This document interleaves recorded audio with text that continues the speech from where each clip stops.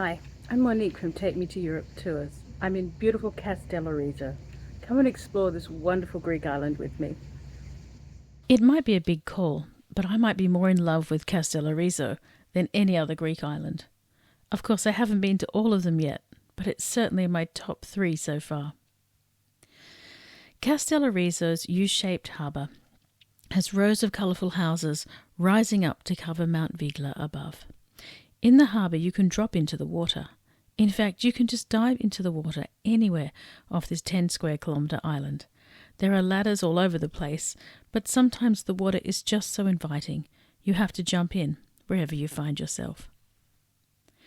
It's hard to be stressed about anything here, or even to remember what stresses you might have had before you disembarked from the ferry. Every day is similar. You eat warm pie, drink frappes or Freddo espresso by the water, then choose where to swim. Will it be a blue cave, a deserted cove, the harbour, or is it time for a bit of exploring? The jewel in the crown of Megistri, as Kastellorizo was once called, is the harbour side. Here you'll find the ferry port, the old Ottoman mosque that screens films during the summer months and is a cultural centre, the little brightly painted lighthouse, cafes and beach bars, souvenir shops, some selling pearls, gold, diamonds and designer clothing, restaurants, the Church of St. George of the Wells, a couple of hotels, fishing boats and their nets, and hundreds of small cafe tables. I became interested in Kastellorizo when I learned that almost the entire population is made up of Australians, with Kastellorizo heritage, who left between 1900 and 1940 and then began returning in the 1970s. There's more than 30,000 Kastellorizians, or Cassis as they call themselves, that still live in Australia. And a huge number of these go back to Kastellorizo every summer. Like all Greek islands, it has many layers of history.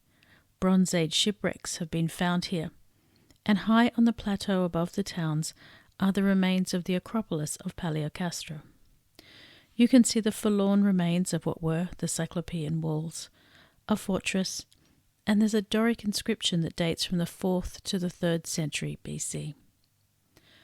On the hill above the harbour, you'll see signs pointing to the Lycian tomb, the museum, and the castle. For me, the most interesting is the Lycian tomb. These tombs are common across the Channel in Turkey, but very rare in Greece. This one dates from the 4th century BC and has a Doric facade. The Diachronic Museum of Kastellorizo is rarely open, but if you find it open when you visit, you'll be able to see rare Lycian votive reliefs from the Roman period. Beyond the hill is the lovely little harbour of Mandraki, Kastellorizo's second harbour. It's close to Orofia, the main town with its neoclassical school, churches, sporting facilities, and administration offices. The castle on the hill was built by the Crusader Knights of St. John and was their base between 1306 and 1309 while they were besieging Rhodes. After 4 years they were successful, and the headquarters of the knights became Rhodes town in 1310 AD. There's a tall and rather steep metal staircase to take you to the top of the castle.